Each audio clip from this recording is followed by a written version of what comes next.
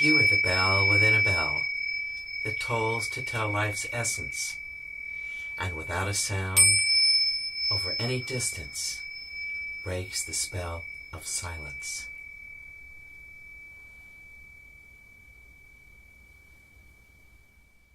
Welcome. Come the Seilig blessed. Jeg heiti Maxine Gaudio, and jeg Kotlet Max. Jeg heima I Reykjavik, og jeg elsker Island. Why, I don't know, but jeg elsker Island. Jeg lærer islandsku. Father, mjög erfitt. So difficult that I'm going to speak to you today in English, and let me show you in English, because I'm looking from the outside in. Even though I feel as though I'm one of you, I suppose you might look at me and say, no, you're not Icelandic, and I feel bad when I hear that, but I know it's true. And I want to show you through my eyes then about Iceland and Icelanders, and perhaps you, through these shows, you'll begin to understand more your uniqueness and your greatness and the uniqueness of Iceland. So, I don't know, maybe some of you remember me from my book, Journey to the Center of the South, and maybe you'll read it again or you'll look into it again, but these shows are based on that book and based on the idea that the most important thing that you can ever do in your life before you do anything outside of yourself, the thing that influences your life, your children, your work, everything, is you finding you. And part of what I'm going to do is help you to have small pieces of finding you and having the courage to be honest enough. It's very difficult to have that kind of courage to find yourself, to find those things that we don't like, but you know, it shouldn't be judgmental, not of others and certainly not of yourself. There's no reason to start saying, oh, I'm too this, I'm too that, I get angry too quick, whatever it may be. There's no necessity for it. And today, for your listening and watching pleasure, I'm going to talk to you about something I happen to know a lot about, and that's meditation. Meditation in various forms. Let me first start by saying that the old system of meditation was with a guru, a teacher, or a student. Chela was the student, and this is in Hindu, but it also applies in in all religions and all things that apply. So it began in a way, probably, not to be too historical, but it began probably in Persia, into India and China, in these areas. And it came as sacred sound. It came as a sound heard by the few from the universe, which seems a little freaky, I suppose. But when you consider that a dog is hearing things and you can't hear, it's not so freaky anymore. So it's important to think of, for instance, when you go to church, you go to Mass, whatever, you go to the mosque, you go to the temple, there's always sound. All of these things, the Talmud, the Bible, everything for some time was sung with sacred sound.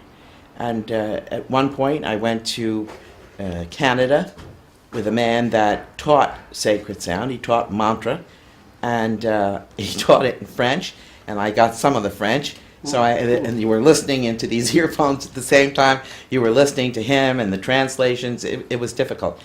But I learned a lot about chanting and the proper way to use these mantras, because mantras are very powerful in many ways. It's the sound of the universe, or pieces of the universe. So I think that this is something definitely to consider, particularly, for instance, when you're going to yoga class. And you say, hey, I'm going to the gym, I'm going to do yoga. All right, we're getting more sophisticated now in Iceland. We have special places that we can go. Some people like to go. A friend of mine just went to India. The last place that you're really going to find this kind of spirituality, because it's only starting in India. We think of India as the spiritual place. There are places there that are very spiritual, but in general, not so. So this is something you can do in your home. It's always better when there's more than one, but you can do it at home. You can do chanting, but mostly you can do breathing, you can do meditation. The breathing becomes really important, because without your breath, you begin to suffocate. And you'll notice that when your babies are breathing And if they get ill, they cannot breathe through their mouth. They suffocate. They can't take the air in. They're used to taking the air in through the nostrils.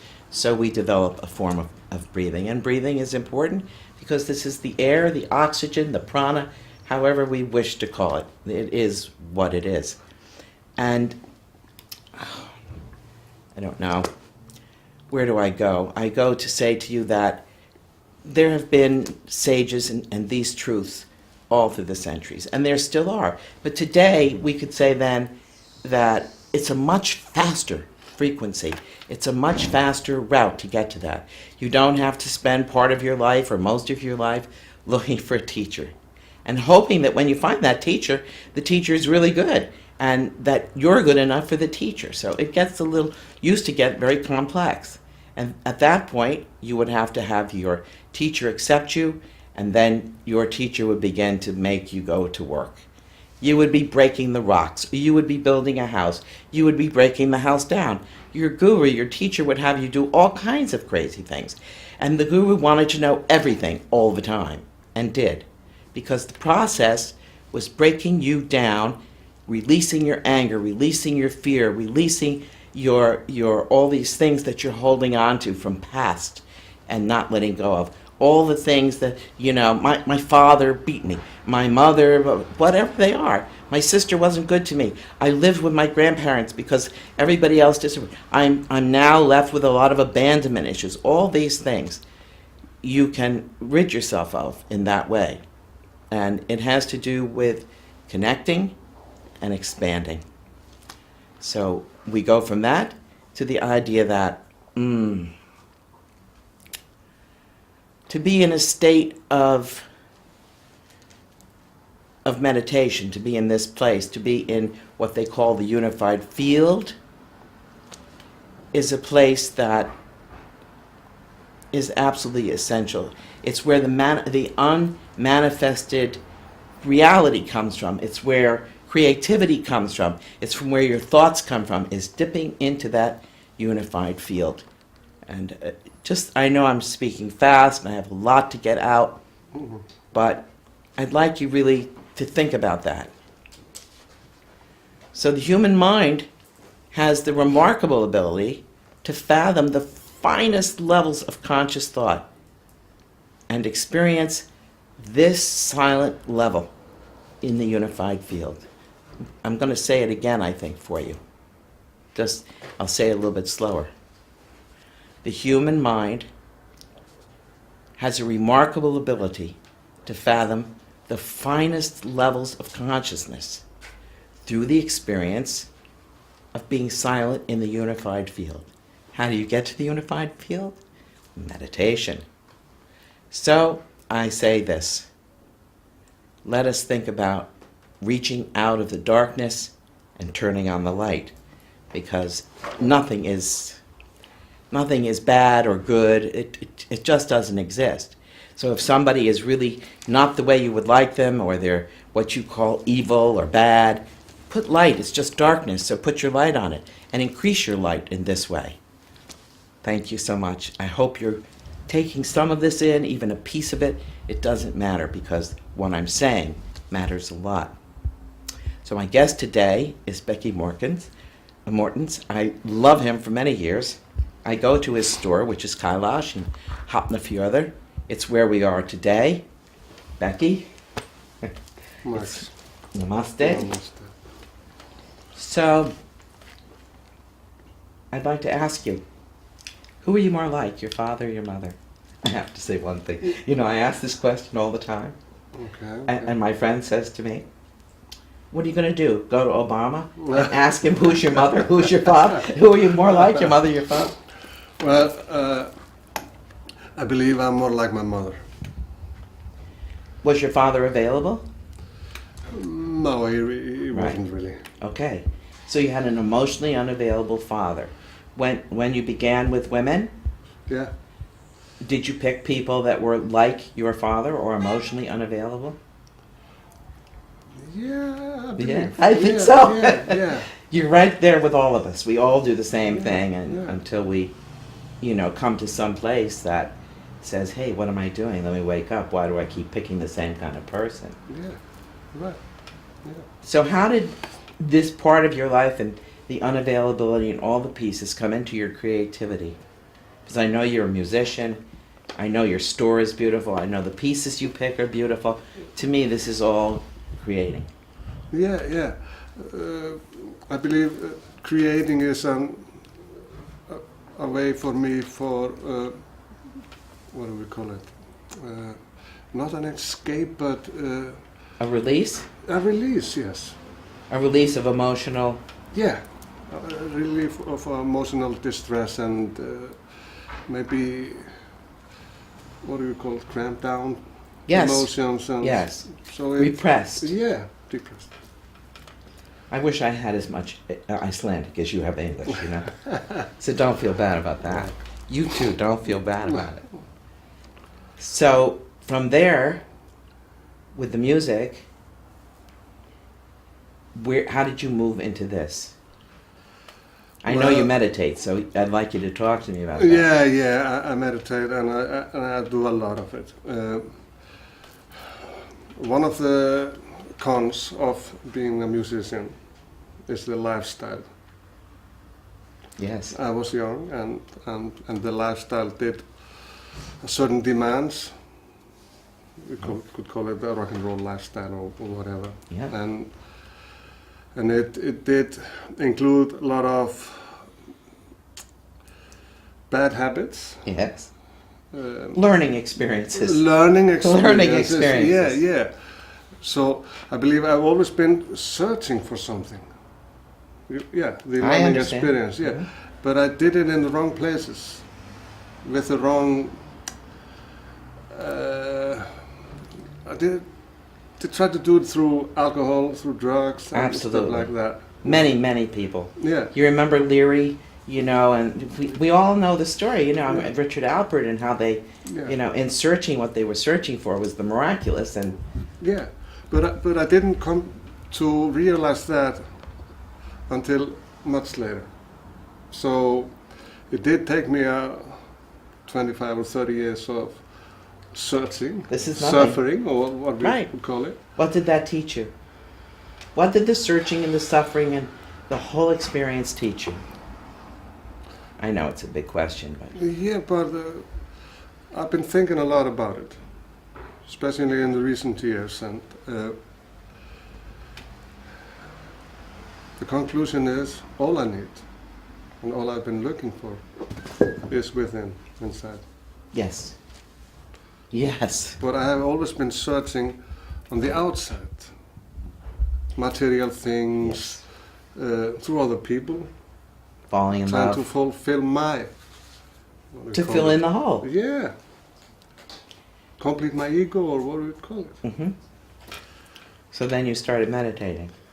Then I started meditating. And then something happened in my life. Do tell. Yeah, yeah. It really did change my life. It seems to affect and take away the anger. You know, The resentment. the resentment. I realized I was always full of anger and resentment. Not feeling wanted. No, yeah. Not feeling good enough. Yeah, not feeling good enough, and always trying to fulfill this through other people. Yes. And when you failed, you did blame other people. Of course. So That's the whole symptom. So that's the, yeah. So when you start taking responsibility of your actions and realizing that anything you say, anything you do, does affect not just yourself but other people. Yes. And then you would say to me, you have to be very aware of your surroundings Yeah, and the people yeah, and thinking outside of yourself, not so much in yourself. yeah. Because people who are addicted to getting rid of the pain, Yeah. and they forget, I mean, there's this tendency to selfishness in that. So, Definitely, right. definitely. So you would say that maybe the 12 steps should be done by everybody, whether they are addicted or not, because everybody is addicted in some way. In some way, yeah. But Yeah, the 12 steps are really a miraculous. Miraculous. Yeah. Because they're about finding you and accepting you Yeah. and forgiving Yeah. and forgetting and mostly forgiving yourself. And what we have to also practice is self-compassion. Yes. The next closest we have thing. been most of our lives. You are not good enough. You do not deserve this. Right. You should do better. Why don't you do better?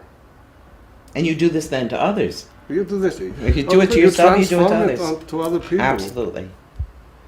So that's a very destructive energy field.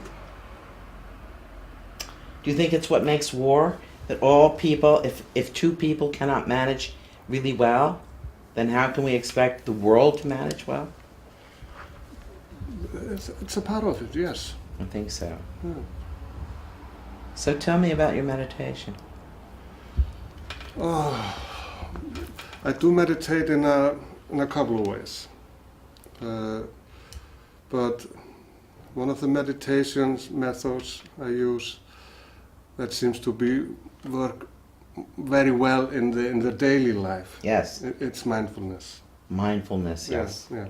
And how would you describe for people mindfulness? Do it in Icelandic, if you're more comfortable. No, it's okay. Okay. It's like my guru Lama Yesi said. He said to me, don't make an excuse of you do not have time, you do not have the place, you do not have the circumstances to meditate. I've done that all the time. Yes. Yeah. But make it a part of your life. Meditate when you're doing the dishes. Meditate when you eat. There's always time. Be aware. Be aware. Mindful, that's what you said. Yeah. Be mindful and be in the now. Be in the now. And we live in a life, there's always some interruption. Always. There are kids, there are neighbors, there are some noises, and you say, oh, I can't concentrate. There's always this noise. But in mindfulness, we use this as a support in the meditation.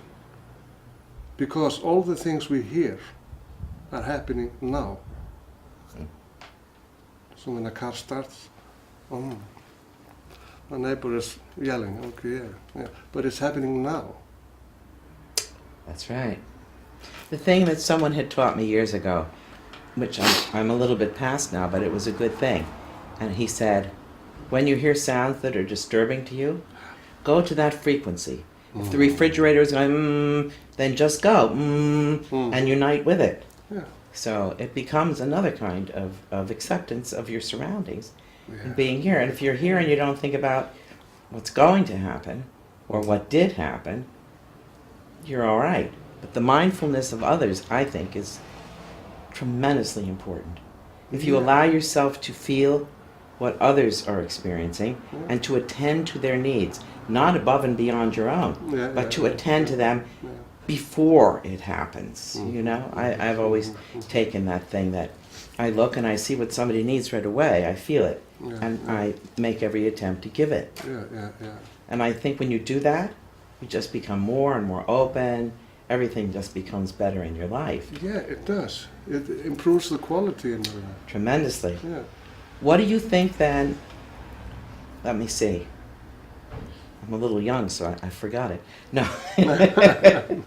It's about the quality of your life, and it's about the quality of others' life, and it's the idea that if you can take this frequency and extend this frequency, the TM system, Transcendental Meditation, they do, I do yogic flying, which is, I'm not going to talk about because it's a little bit absurd to others, but I come off the ground. Yeah. And this is not impossible. I didn't do it for 18 years because I thought they wanted to just make money. Who can come off the ground? But we can do anything. Everything is possible. Yeah, everything is possible. But it creates coherence. It makes you more together. It makes your family more together. It makes your neighborhood more together. And then this extends and extends and extends. I think people need to wake up. What would you say? Yeah. I believe people are more and more becoming awake. I can feel it here in the store that I get a lot of people that they have come to a certain point where they don't see, an exit, or okay, I've come to a stop. What can I do? Please help me. So there are more and more people realizing that through meditation, changing lifestyles, you can improve the quality in your life. You can improve the quality of your children's lives, Yeah. your neighbors' lives. Yeah. The whole city can change. But it starts with you. with you.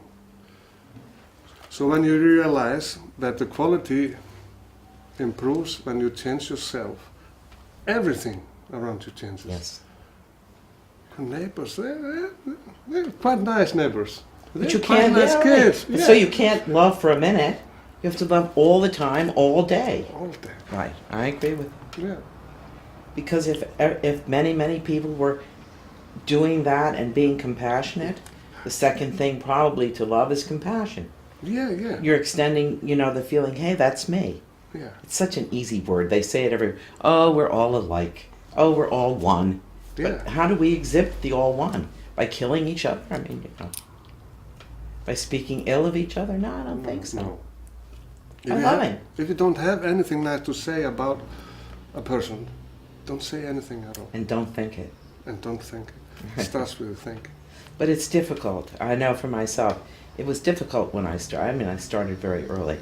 But I've taken students, and when I've taken students, some of them will go to a certain point, and they love it, and they're happy for it, and they tolerate it, and they tolerate me. But they reach a point where it's too deep, too difficult, Yeah.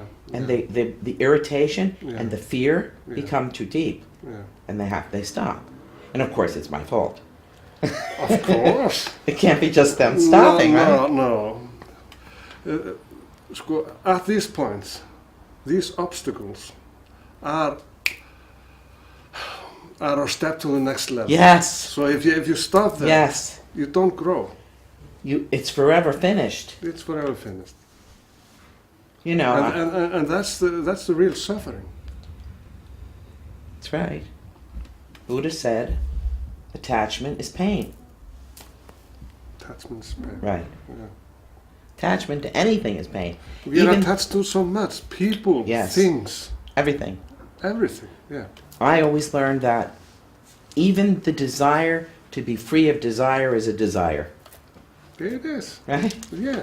Like to be there now, but it would be all too nice. So you're meditating all the time. I try to meditate at least twice a day, and I try to be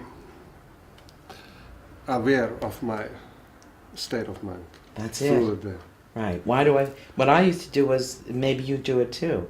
Why do I feel this way? Why did I feel that way? Why did I say that? Why did I do that? Yeah. So I've been, I don't know about you, but I've been checking myself all the time for many, many years. I mean, Yeah. just checking. Yeah. It's boring, but it's so important because you find yourself in that. It is important for not just for ourselves, but as you mentioned before, our families, our friends, the whole society. The human race. The human race, yes. So if we all try to be aware of what we think, what we act, og vanda okkur, þú veist. Yes, that's right. I call them vasanas. But and there are many. You can be too much in your mind, too much in your emotions, too much in your physical form. Yeah. There needs to be balance. It For needs me, to be balance. the whole thing is balance. Yeah. It's That's definitely what balance. Buddha figured out. The Buddha middle figured way. it out really well, right? Yeah. Really well. He did it the hard way. Haven't we all? The hard way is the teaching way. That's the teaching way, yes. And I believe that both the hard way and when we surrender. Oh, Beggi. This is the whole bottom line, Yeah. is to surrender. And Yeah. if something goes the way you want it, It's fantastic. Yeah. And if it doesn't go the way you want it, it's fantastic. It's fantastic. Because the next thing flows in. Yeah. You know, this all started because I came in here and I said, I don't know what's happening with this television station. You said, I saw something, blah, blah, blah, blah. And we moved on. It's because what I wanted didn't happen, the next thing happened. And the next thing that happened was, for me, fantastic. When we let go, Right. stop manipulating things. I Yes. want this. No, I want it this way. And it goes this way. It's difficult, And we have to but let it's got to be. go. It gotta be. And in today's world, it really has to be. And if you, I think it's the key. it is the whole key. Yeah. For me, it is. Yeah, for me. It's only been hard with my students. It's always difficult for me with my students. Yeah. Because with my students, I make a commitment. And there are times I reach a point and I want to get out of it. Yeah. Because, you know, I feel the feelings. Yeah. Yeah. But you can't do it. No. And you continue. Yeah. And you hope. And you pray that whoever that I take very few students in my life because of that. Yeah. Because you spend a long time and you put a lot into that, and hopefully they come to that point. It isn't dedication, and it isn't always this consistency. You gotta move on. Hard to be a teacher. My friend Winnie always says to me, it was so hard to be a teacher, but she went through, you know, mastership with me, and it was difficult. Yeah. Becky, thank you so much. Thank you. It's been just a total pleasure. For me also. Always wanted to have these conversations Thank with you. Thank you so much also. It's been lovely being with you, and I hope you don't walk away and say, well, it hasn't been lovely for me. I hope that you get some modicum of understanding from this and that it helps you. If you wish to reach me, you have opinions, everyone does, I'd like to hear them.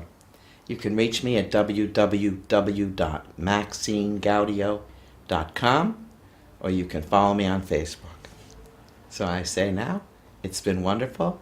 Shamst i nice to viku.